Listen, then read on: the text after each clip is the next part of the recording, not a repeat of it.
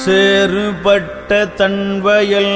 சென்று சென்று சேணுலார் ஆறுபட்ட நுண்துறை ஆனைக்காவில் அண்ணலார் நீருபட்ட மேனியார் நிகரில் பாதம் ஏத்துவார் வேறுபட்ட சிந்தையார் விண்ணில் என்ன வல்லரே தாரமாய மாதரால் தானோர் பாகம் ஆயினான் ஈரமாய புன்சடை ஏற்ற திங்கள் சூடினான் ஆரமாய மார்புடை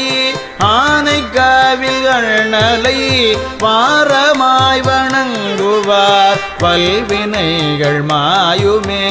விண்ணில் நன்னு புல்கிய வீரமாய மால்விடை சுண்ண வெண்ணிராடினான் சூலமேந்து கை